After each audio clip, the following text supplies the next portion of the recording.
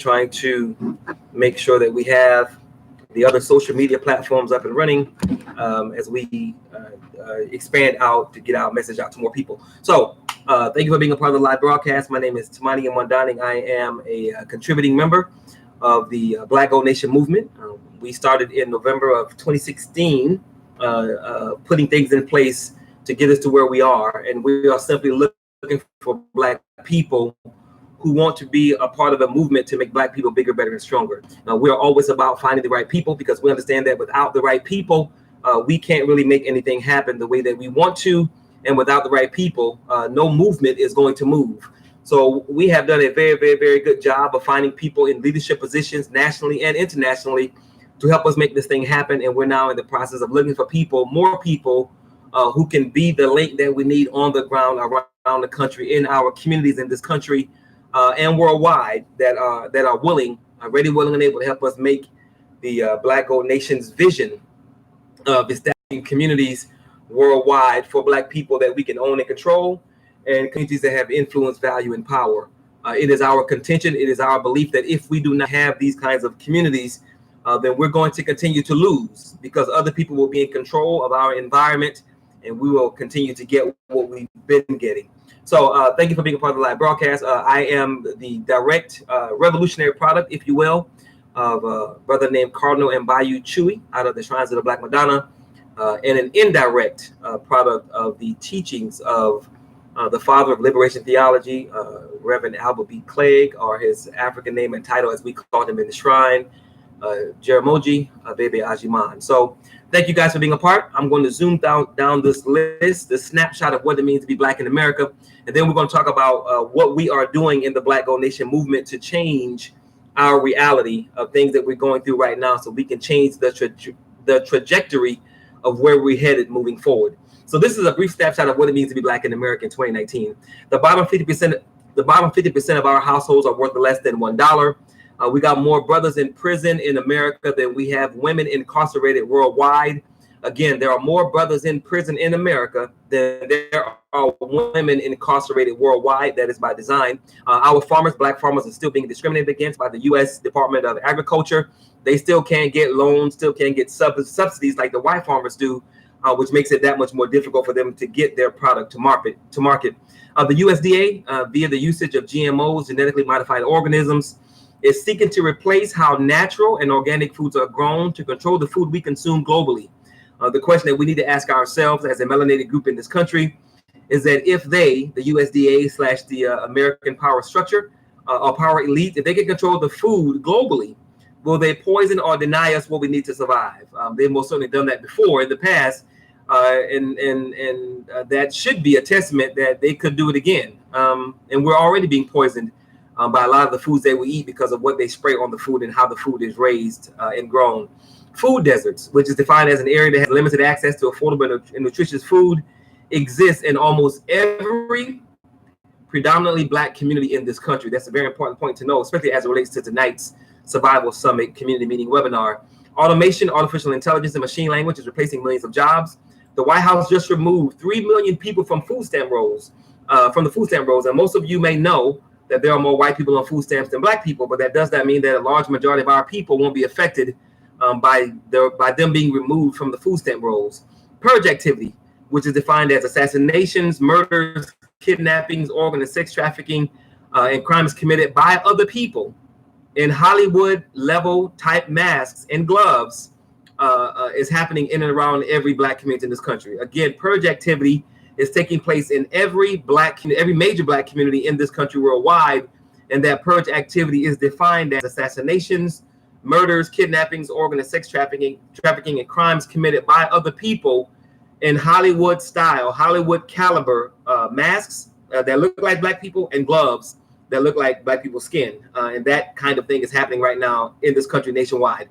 Of our children, Black children that live and or exist in America's inner cities, because of the levels of physical, mental, and spiritual violence and trauma that exists in these communities, in these cities, a major study has shown that some 46.5% of our children suffer from post-traumatic stress disorder, which is a condition that's normally found in some 11 to 20% of combat veterans.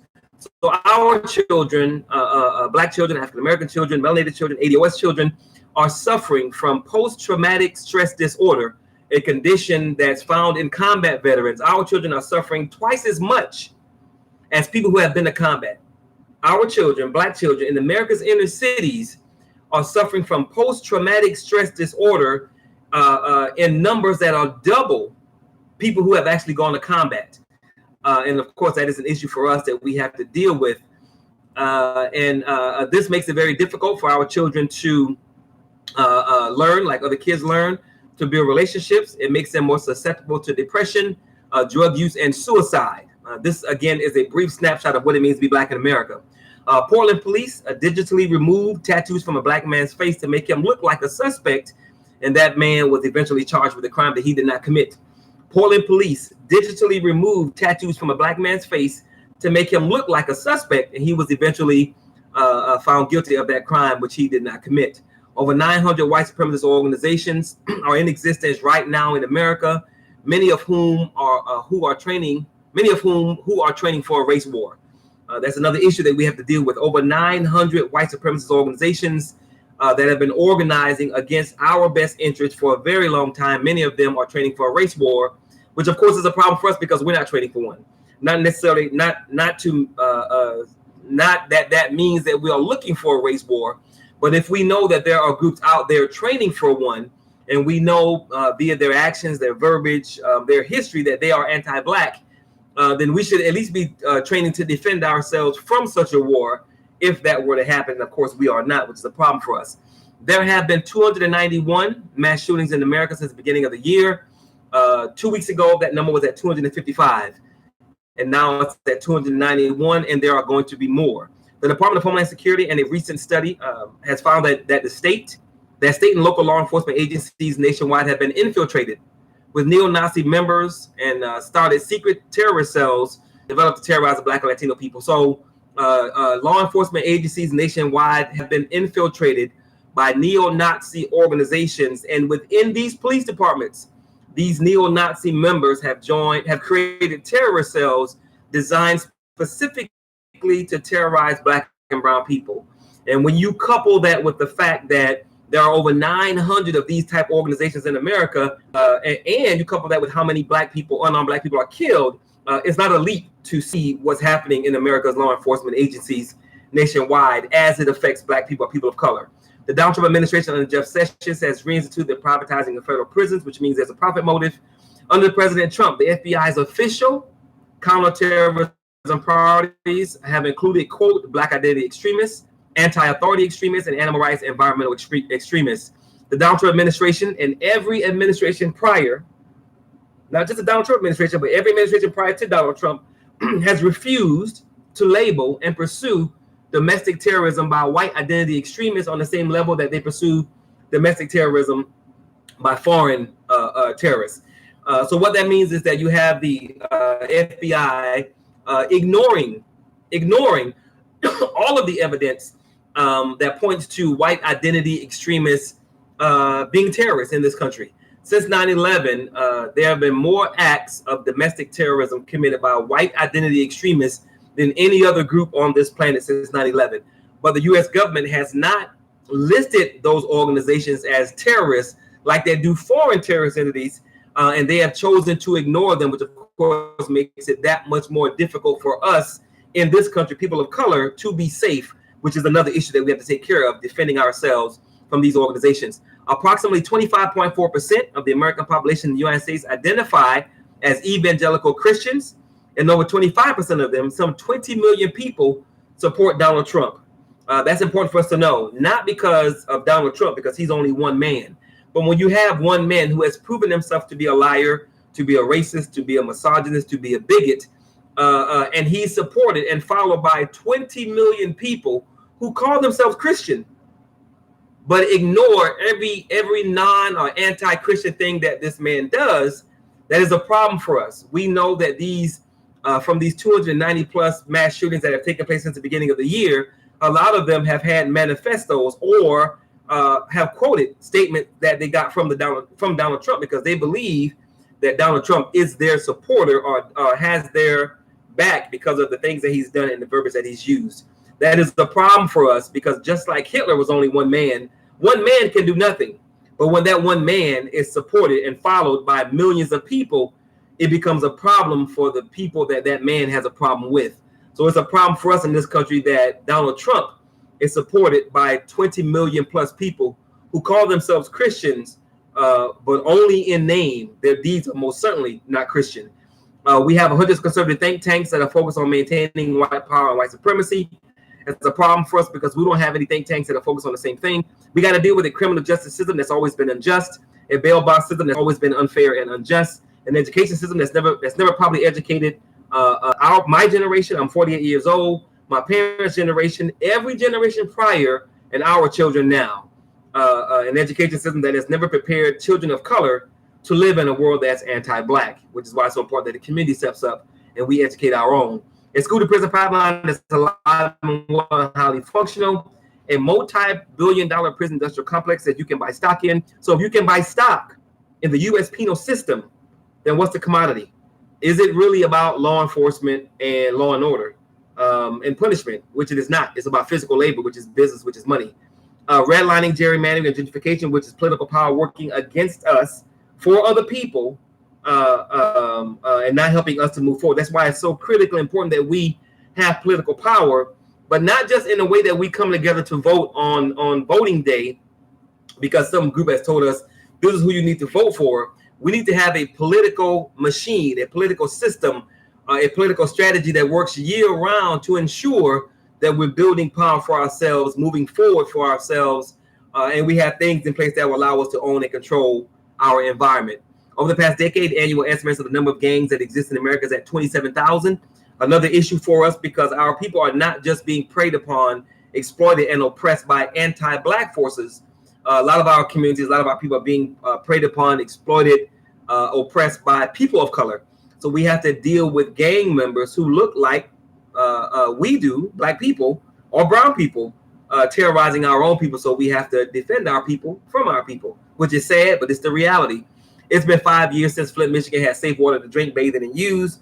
The majority of Puerto Rico citizens went without power for over 11 months, which was not necessary. The Donald Trump administration is seeking to change the language on the Statue of Liberty from bring me your poor, huddled masses yearning to breathe free, to language that translates to bring me your people that want to be free and can stand on their own 2 feet and will never need government assistance, which is absolutely ridiculous because the whole point of government is to assist the people.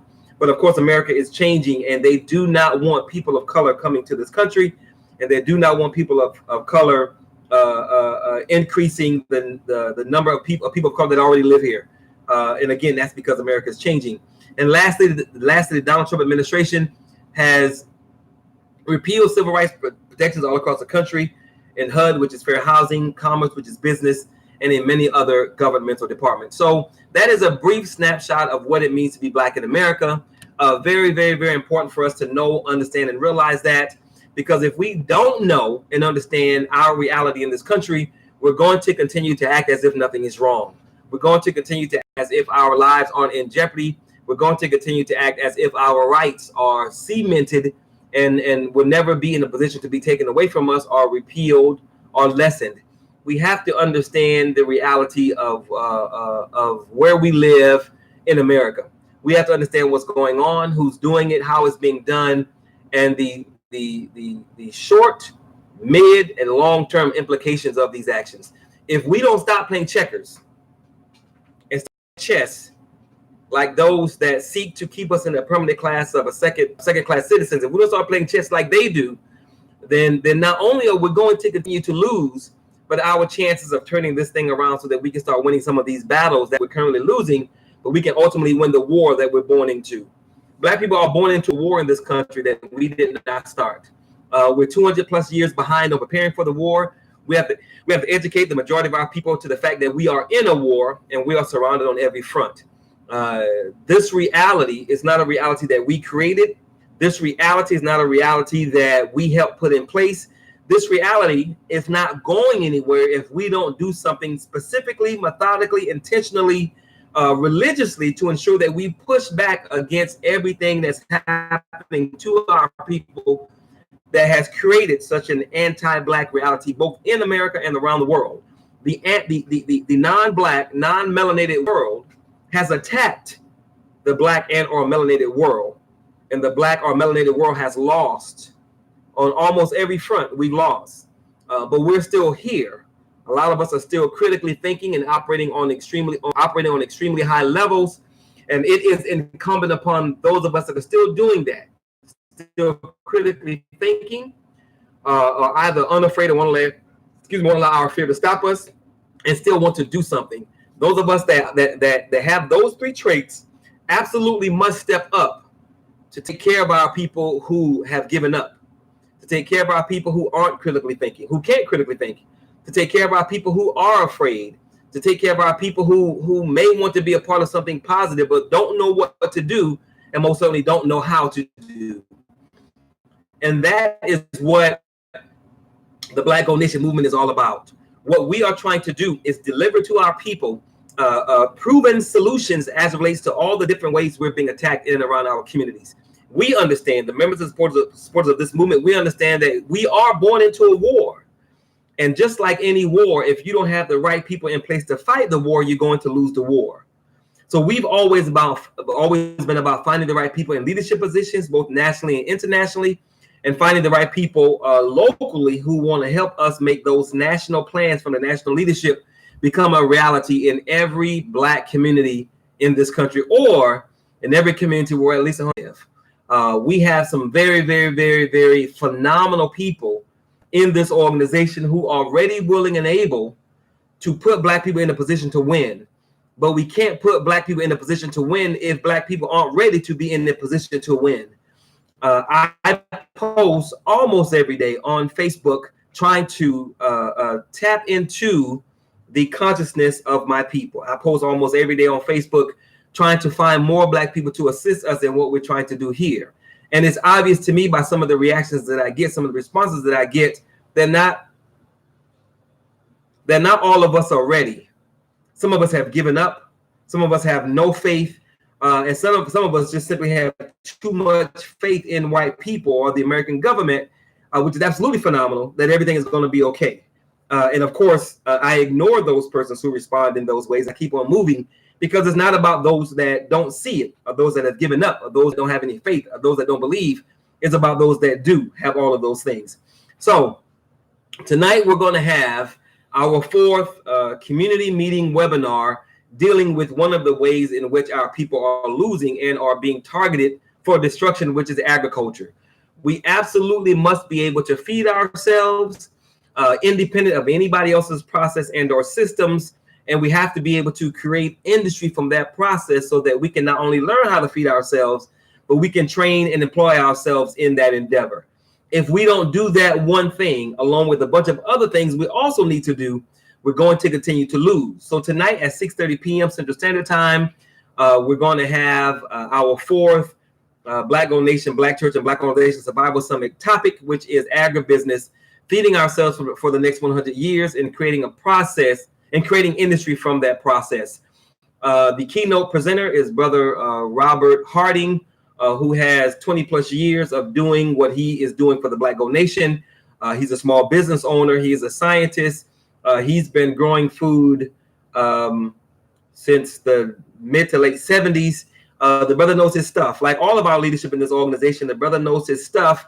And he is in a position whereby he not only wants to help make us bigger, better, and stronger per his understanding of agribusiness, but he wants to put us in a position whereby we can permanently win. And we have that kind of leadership across the board in several arenas, because we understand that, again, we are surrounded on every front. We're surrounded on the food front. We're surrounded, we're surrounded via the food front. We're surrounded via the political front, the economic front, the educational front, the spiritual front, the foreign policy front, the cultural front, the law enforcement front. Every aspect that a community needs to live, thrive, and grow, we are losing on, because there are predators operating in and around all of these avenues by which all of our communities need to live, thrive, and grow. So if we know our people are being poisoned and we do nothing to change that, then we're a part of the problem. But if we know our people are being poisoned and we know that there are Black people out there who care about Black people, who can help us push back against that poisoning process, then it's in our best interest to find that person and put them in a position to lead. And that's what we've done. If we know our people are physically not safe because there are predators existing in and around our communities that prey on our people, and we do nothing to find people that can push back against that physical threat, then we are part of the problem. But if we know people that can help us push back against that physical threat, then we need to find them and put them in a position to lead, which is what we have done in this movement. What we've done in the Black Gold Nation movement is identify the threats in as many avenues as we can. And we've found leadership. We've sought out leadership that can help us push back against those threats. So we're not just talking about the problem. We're not just talking about what would be nice if we can make some things happen. We have found the people that can help us win because we put them in a position by which they can get your support, your buy-in, your energy, your intellectual capital, and your financial support so that they can win. We have the infrastructure. We have the organization. We have the expertise, the leadership, and the know-how. We have the solutions. But again, no movement moves without people, and we want you to be a part of the movement so that we can move as a people and start to change some of the things that are destroying our people. So tonight, 6:30 p.m. Central, 7:30 p.m. Eastern, 4:30 p.m. Pacific, we're having our fourth topic per the Black Gold Nation, Black Church, and Black Organization Survival Summit, which is agribusiness. And we have people that have come to the movement that want to assist. Some of them want to be leadership in certain areas where we already have leadership, because they are thinking because their thinking is I can do this thing like this person can, or I can do this thing better than this person can. And although that might be true, simply having the expertise to do is not enough to be leadership in this organization. You have to be able to work with other Black people. You have to have a love for Black people.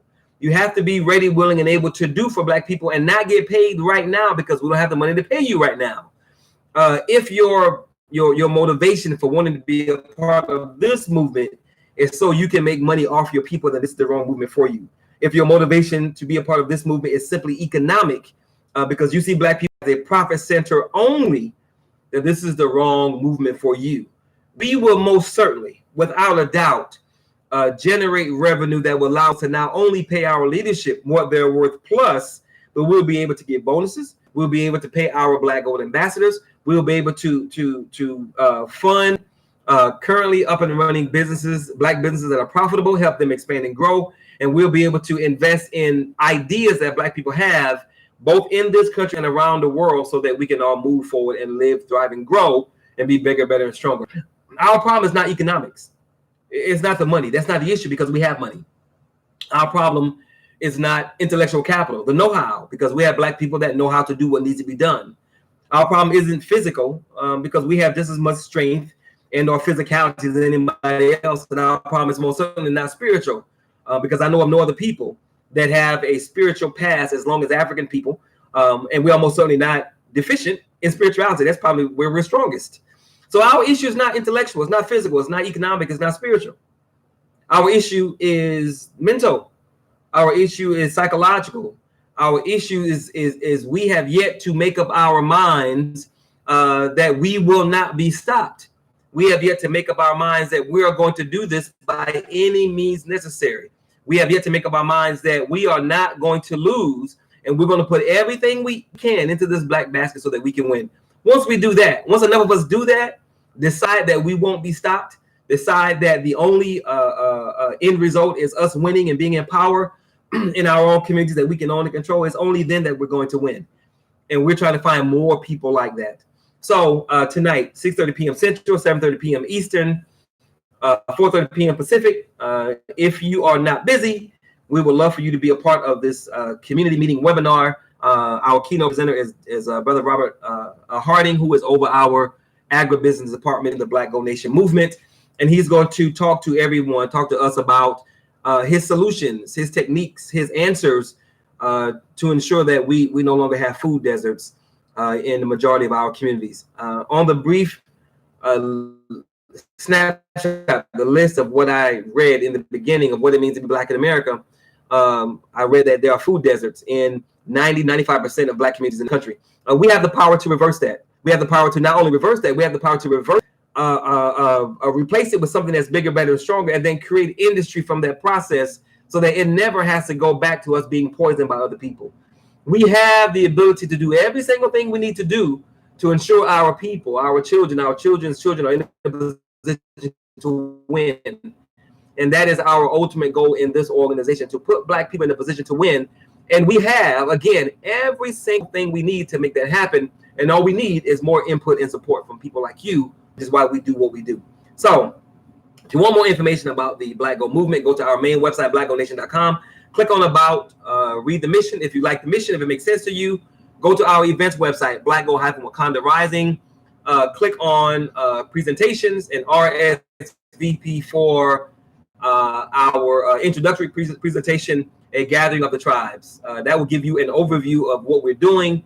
I lay out everything as far as the who, what, when, why, and how, and you'll also have a chance to ask questions, and most of which I should be able to answer. And if I can't answer them, I'll get an answer for you.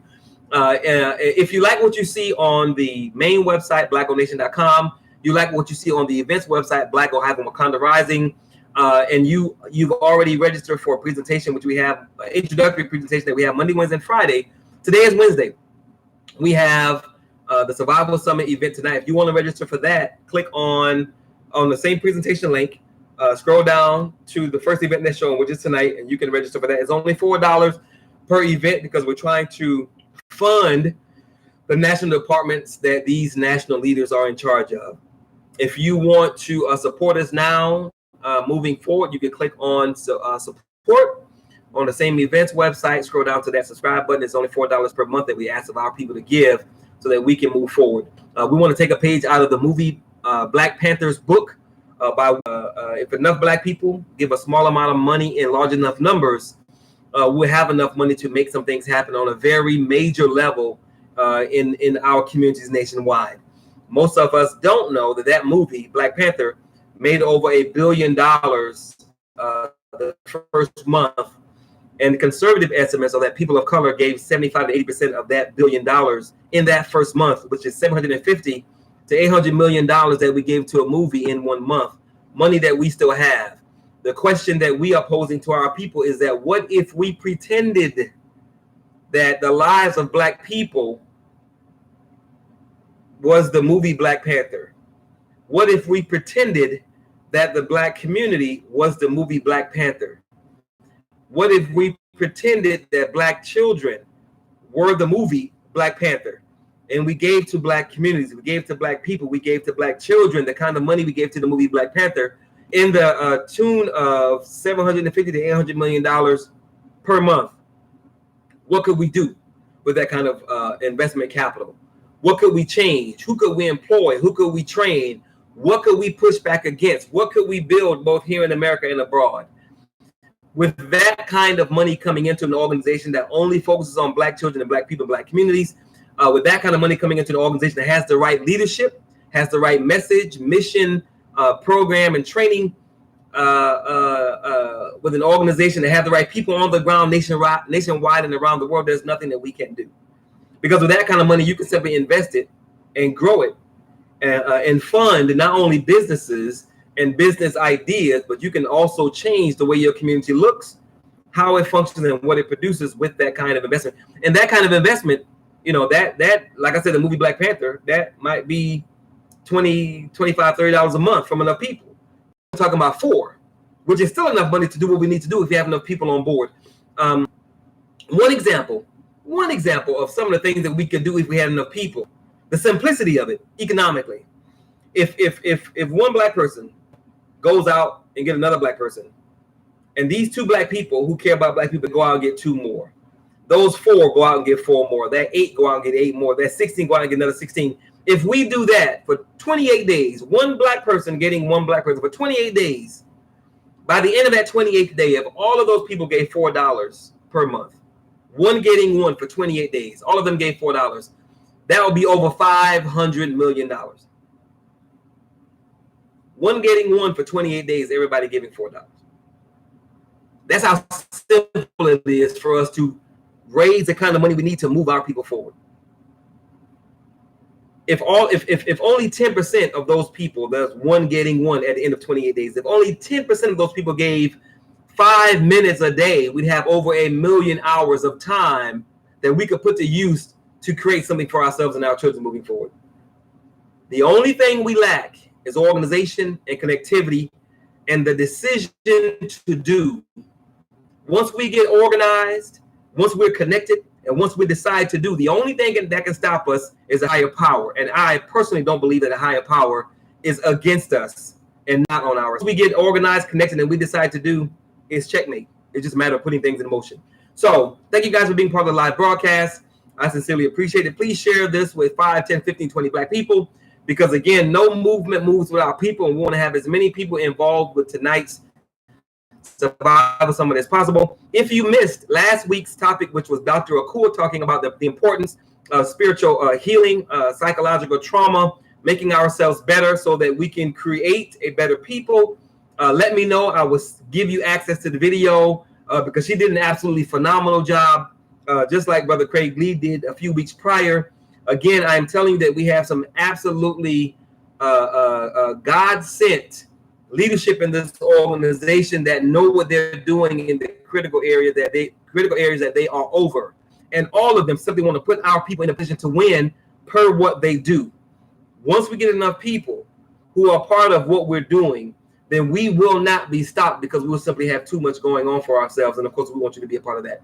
So again, if you want more information, more information about the Black Gold Nation movement, go to our main website, blackgoldnation.com, click on About. And if you want to be a part of the, if you want to see our introductory presentation, if you want to be a part of Survival Summit, or if you want to support us, go to blackgold-wakandarising.com and click on the appropriate main menu. So with that, I'm going to make sure I don't have any questions from anybody now log out. Sister Shakesha, thank you for making it. Brother William, thank you. Brother Vondell, thank you for being a part. Brother Richard, long time no hear from. Thank you for being here. Sister Dorothy, thank you. Brother Deshaun, thank you. Brother Ricardo, thank you. Brother Craig, thank you for being a part. Vondell says, they got me. Took away my driver last time. Okay. Thank you for sharing that, brother. I want to listen, but I won't be mad if you chose a better time. I'm working right now.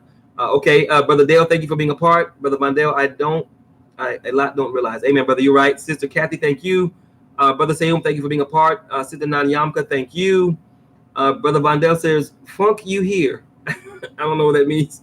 Funi Karima, thank you for being a part as well. All right, so you guys have a wonderful day. Again, please share this with 5, 10, 15, 20 Black people, because we need to get more people involved in what we're trying to do. Again, we already have the infrastructure. We have the connectivity, the organization, the platform, the answers, and the solutions. And what we need more of is people like you who are ready, willing, and able to do. So with that, always remember two things. No one can do everything, but if everyone does something, everything will get done. And lastly, always remember that nothing is more sacred than liberation and salvation of Black people. So with that, thank you very much. God bless you. Have a wonderful afternoon. Bye-bye.